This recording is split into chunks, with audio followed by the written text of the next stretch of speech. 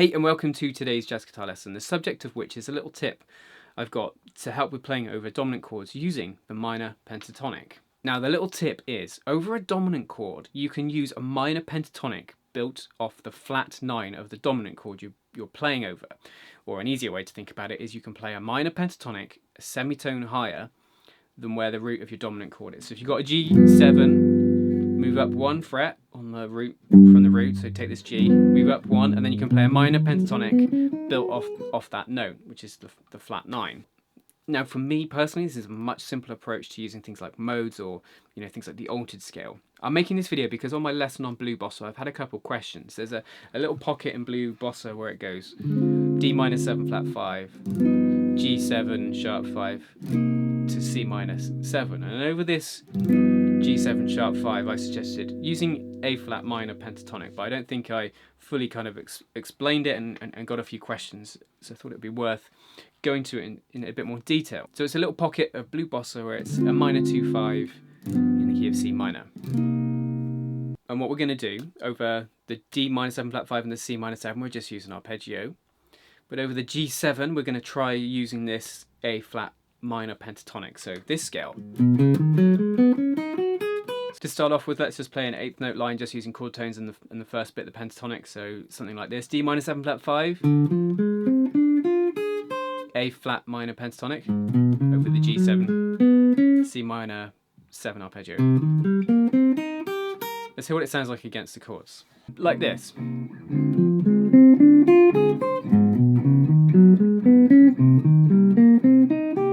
But we'd obviously want to do something more melodic and interesting with that. I'm just illustrating the sounds there over the chords. Before we get into using it, we need to examine what the relationship is between G7 sharp 5 and A flat minor pentatonic. Why does this work?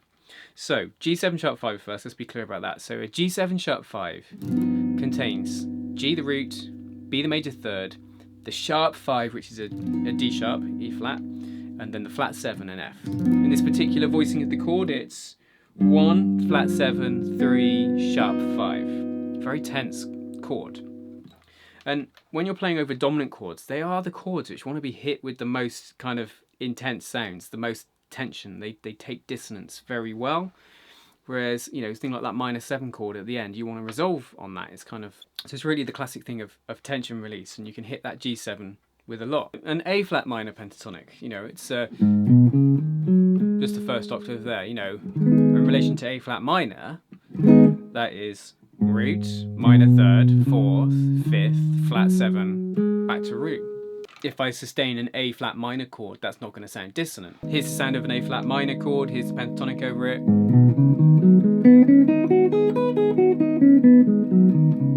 It's an expected sound. Now, here it is against G7 sharp 5. Takes on a different character. Now, it's all about the fact that the intervals have now completely changed, because we're not playing over an A flat minor, we're playing over a G7 sharp 5. So the A flat that was a root has now become a flat 9. Listen to that. The B is a major third now. The D flat is a flat 5. E flat, D sharp is a sharp 5. That's a tense one, that's the major 7. Then we're back to the flat 9. So it's a very tense sound. So A flat minor pentatonic over a G7 or a G7 sharp 5 gave us the following alterations. Flat 9, flat 5, sharp 5. Now, the main alterations that take place to a chord are flat 9, sharp 9, we haven't got the sharp 9 in this instance, and flat 5 and sharp 5. So we've got 3 of the main alterations. We could instead use the altered scale, which is this. Not the easiest to finger. For whatever reason, I've never bonded with it, and I find this little hack with the pentatonic just a much easier way. Pentatonics are so familiar to most of us guitar players in terms of the shapes and the patterns and the sound, so it's an easy thing to use. And how I suggest you start to use this, right? So if I go up the D minor 7 flat 5 arpeggio, rather than jumping for an A flat like there or there, I'm just going to move down a semitone, which is to a B, which is one of the notes in the A flat minor pentatonic, and go down the pentatonic like this.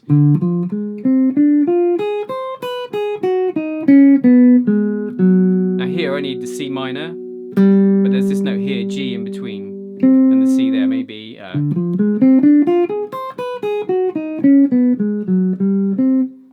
flat, so it resolves da da, which is a 5-1. We can hear there, that's obviously a very predictable, doesn't sound very melodic, but just again illustrating the point. What if I go down D minor 7 flat 5?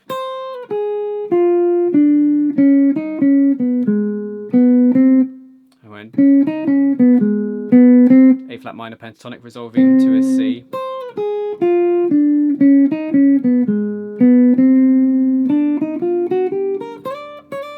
Then go off into more C minor based stuff.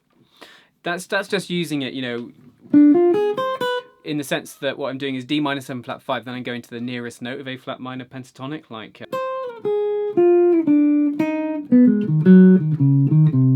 that was all, you know, we went down D minor 7 flat 5, finished on a D, upper semitone to an E flat, which is one of the pentatonic notes. Something. You hear that, so you get that outside sound. Another way you can do it that works quite well is, you know, on the G7, for the first half of the G7 bar, play G7, like the chord tones, and then for the second half of the bar, play A flat minor pentatonic, something like, if I do it in a basic arpeggio way.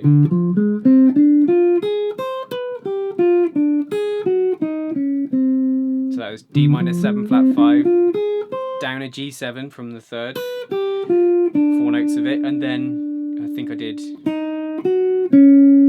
that, which is A flat minor pento. Things like,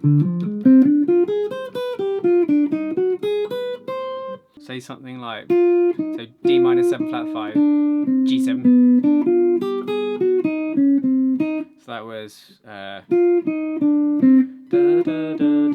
down. That's just on the beat for the D minor 7 flat 5. Then I land on a B, resolving to the nearest note. That's a flat 7 to 3 resolve. Upper G7, B, D, F, G, puts me really close to the A flat, just descending the scale.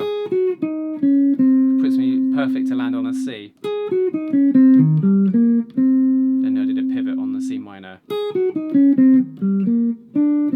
Really nice sort of ways to work with this. Now, I'm kind of restricting how I'm playing just to make it extremely obvious where I'm putting it. So, you know, to start with, it was just D minor 7 flat 5, A flat minor pentatonic, resolve to C.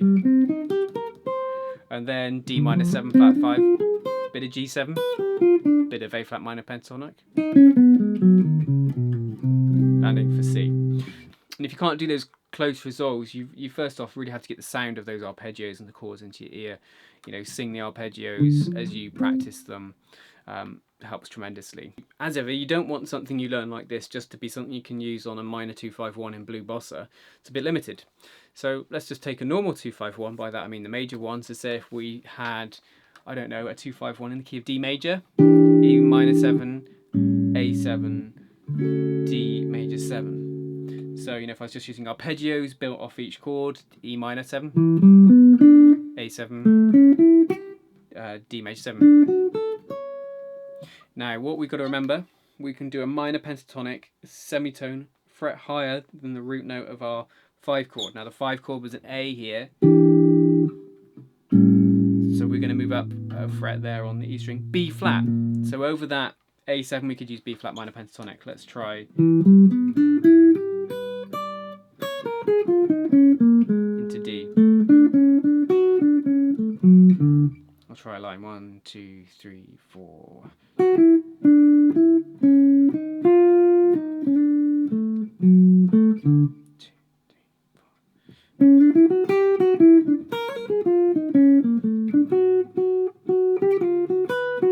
You can hear there's a sort of tension there and there when I go to that B flat minor pentatonic.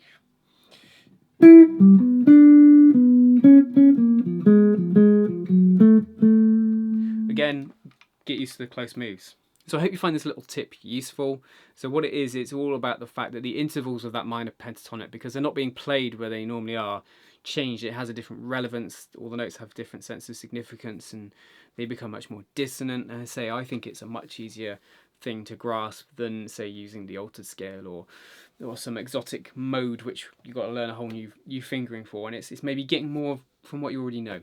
Anyway, let me know if you've got any questions in the comments. Please hit that like button if you've enjoyed today's lesson. Jazz guitar lessons every Wednesday and Saturday. If you're new here, please consider subscribing. But until next time, you take care.